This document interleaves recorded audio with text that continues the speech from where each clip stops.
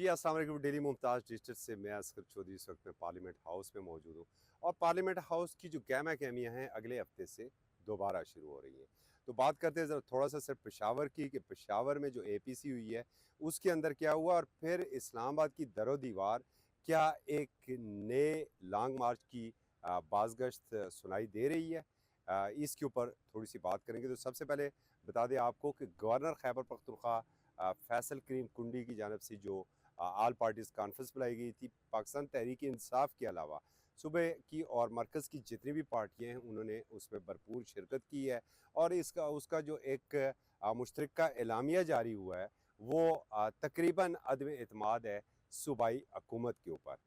गो के पाकिस्तान तहरीक इंसाफ ने उस एलामिया को भी मुस्तरद किया है और पाकिस्तान तहरीक इंसाफ का ये मौक़िफ़ भी था कि एपीसी बुलानी है तो सूबे का चीफ़ एग्जीक्यूटिव वज़ीर आला है और वज़ीर आला ने एपीसी बुलानी है, गवर्नर के पास ये इख्तियार नहीं है। मगर सूबे के हालात को देखते हुए जो गवर्नर ने ये एपीसी बुलाई है उसके अंदर जो शदीद अपने तहफ़्फ़ुज़ात का भी इज़हार किया है। मुख्तलिफ़ सियासी जमातों ने बरख़ुसूस कुरम की बात की गई है, लॉ एंड ऑर्डर की जो सिचुएशन थी और जो गवर्नेंस थी, गवर्नेंस के ऊपर भी बड़े सवालात उठाए हैं।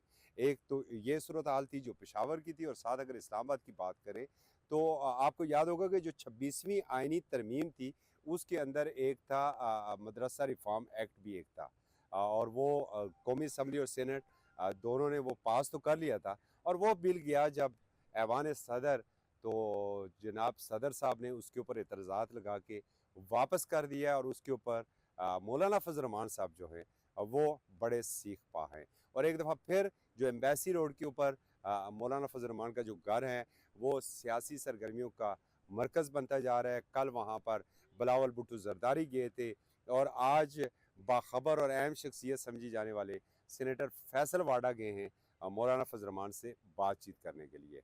लेकिन जो इस्लामाबाद की दरो दीवार हैं या इक़्तिदार की ग़ुलाम गर्दिशें हैं, पार्लिमान की जो राहदारियाँ हैं, उन्हें ये अब कोई बाज़गश्त सुनाई दे रही है कि क्या आने वाले दिनों में एक नया लॉन्ग मार्च जो है वो इस्लामाबाद का रुख करेगा और इस दफ़ा क्या वो जो लॉन्ग मार्च है वो मौलाना फजल रहमान लेकर आएंगे।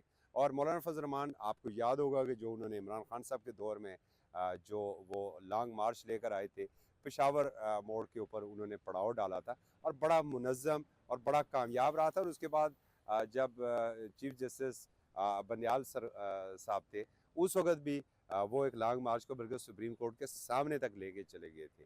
तो मौलाना फजल रहमान को तो बड़ा तजर्बा है लॉन्ग मार्च का, धरनों का और बड़े मुनज़्ज़म उनके धरने होते हैं।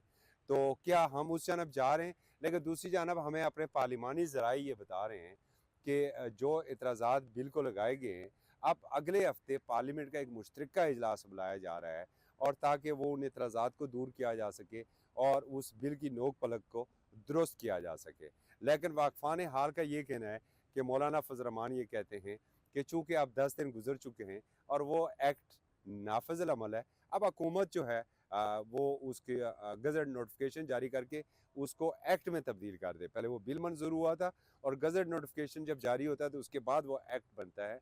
तो हुकूमत अब जो है उसका गज़ट नोटिफिकेशन जारी करके एक्ट बना दें। लेकिन अब तो सदर साहब उसको वापस भिजवा चुके हैं, अब ये मुमकिन भी नहीं है। तो देख रहे ही है कि अब ये जो आने वाले चंद दिन हैं ये इस्लामाबाद की फ़िज़ाओं में हमें क्या नज़र आएगा और साथ जो पाकिस्तान तहरीक इंसाफ का मामला है, आजकल पाकिस्तान तहरीक इंसाफ की सारी क़यादत पेशावर के अंदर मौजूद है। हाँ, उनकी लीडरशिप अब जो धरने में उनके कारकुन जाँ बाक हुए थे, जिन्होंने जान की बाजी आ रही थी, उनके घरों में वो जा रहे हैं। उनकी जानब से एक तो ये कहा गया था हम एफआईआर कटवाएंगे, अभी तक की तो ये भी इतला नहीं है कि उन्होंने कोई एफआईआर कटवाई हो। और एक जो इमरान खान साहब ने हदायत की थी कि अब आपने पार्लिमानी सियासत करनी है, तो रिक्विजिशन करना था उन्होंने इजलास और पाकिस्तान तहरीक इंसाफ के पास वो नंबर गेम्स पूरे हैं। गो कि मौलाना फजल रहमान भी उस रिक्विजिशन की हमायत कर सकते हैं। अगर वो ना भी करें तो नंबर गेम्स पूरे हैं। उसके बावजूद पीटीआई ने इजलास की रिक्विजिशन कौमी असम्बली सेक्रेटेरिएट में जमा नहीं करवाई है। तो अब तक के लिए इतना ही। असगर चौधरी को इजाज़त दीजिए। अल्लाह हाफ़िज़।